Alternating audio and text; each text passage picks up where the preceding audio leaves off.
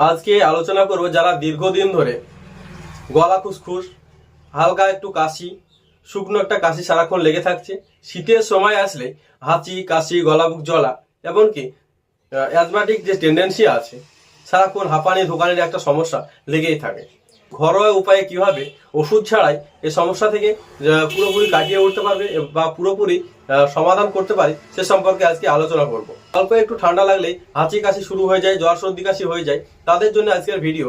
প্রথমে আমাদেরকে জানতে হবে যে কোন কোন কারণে অ্যাজমাটিক টেন্ডেন্সি হতে পারে বা কোন কোন কারণে আমাদের গলা খুসখুসের যে সমস্যা আছে সারাক্ষণ লেগে থাকে। গরমের সময় তো আপনার গলা খুসখুসের সমস্যা থেকে যায়, শীতের সময় তো সারাক্ষণ দেখা গেল যে গলা খুসখুস, হাঁচি কাশি, সকালবেলার দিকে মনে হয় যে সারাক্ষণ আমার হাঁচি কাশি একটু সমস্যা লেগেই থাকছে, একটু জল ঘাটতে গেলাম বা একটু জল নাড়াচাড়া করছি, মনে হচ্ছে হাঁচি কাশি আমার শুরু হয়ে গেল, আর শান্তি পাচ্ছি না। কোনো রকমের কোনো মেডিসিনে আমি যদি শান্তি না পাই, আজকের ভিডিও আপনার জন্য, আপনাদের অনেক উপকার আসবে, অনেক কাজে আসবে। ঘরোয়া উপায়ে ওষুধ ছাড়াই কিভাবে আমরা থেকে পুরোপুরি মুক্তি পেতে পারি সে সম্পর্কে আজকে জানাবো। প্রথমে আমরা জানার চেষ্টা করি কোন কোন কারণে আমাদের এই গলা খুসখুস করা, হালকা একটু কাশি, গলা সুমসুম করা সারাক্ষণ, বা হাঁচি কাশি লেগে থাকা, জ্বর সর্দি কাশি সারাক্ষণ লেগে থাকা কোন কোন কারণে হতে পারে। নাম্বার 1, অ্যালার্জেটিক সমস্যার জন্য আপনার এই সমস্যা হতে পারে। আমরা বলতে যেগুলো বুঝি সেগুলো হচ্ছে গায়ের মধ্যে কিছু একটা শরীরে বেরোবে, দানা দানা হবে, লাল লাল হবে, চুলকাবে, সেটাকে আমরা অ্যালার্জি বলি না। এটা ছাড়াও অ্যালার্জির জন্য আপনার গলা খুসখুস, গলাতে কাশি, গলাতে কফ জমা, কাশি, ফুসফুসে ইনফ্লামেশন, এসব সমস্যাও হতে পারে।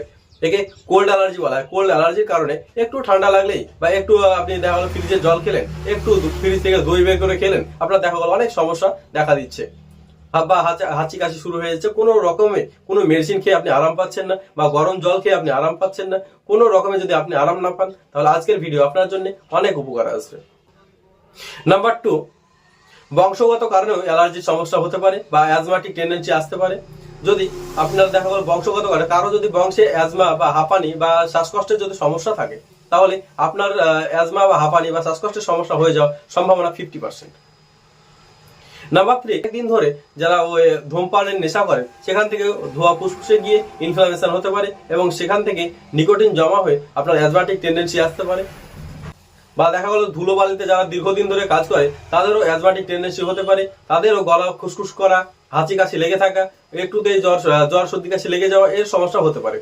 তাহলে আমরা জানার চেষ্টা করি কোন কোন উপকরণ দিয়ে আমরা তৈরি করতে পারি এর মেডিসিন।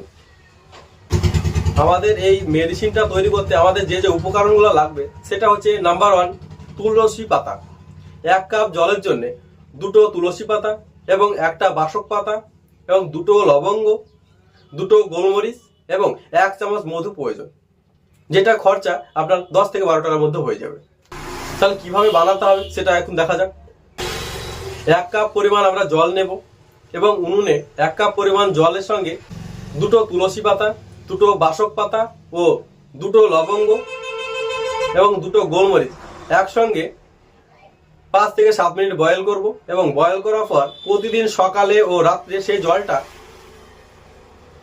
10 থেকে 15 ml পরিমাণ ওষুধ খাওয়ার মতো করে খেতে হবে। তাহলে দেখবেন যে প্রথম দিন থেকে আপনি অনেক উপকারে আসবে এবং এটা আস্তে আস্তে খেতে যদি আপনি কন্টিনিউ ভাবে খেতে শুরু করেন, তাহলে দেখবেন যে আপনার যে অ্যাজমা বা হাঁপানি বা শ্বাসকষ্টের যে সমস্যা আছে, বা গলা খুসখুস বা একটু হাঁচি কাশি লেগে সারাক্ষণ, একটুতে হাঁচি কাশি সারাক্ষণ লেগেই থাকে, বা জ্বর সর্দি কাশি শীতকাল আসলে আপনার আর সারে না, তাহলে দেখবেন যে অনেক আরাম হয়ে যাবে, অনেক শান্তি হয়ে যাবে, অনেক ভাবে আপনি পুরোপুরি ভাবে আপনি সুস্থ হয়ে উঠতে পারবেন।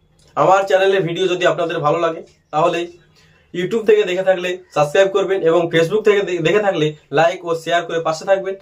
এই চ্যানেলে হেলথ রিলেটেড সকল ভিডিও আপলোড করা হয়, আপনাদের অনেক উপকার আসবে, অনেক কাজে আসবে। ধন্যবাদ, ভালো থাকবেন।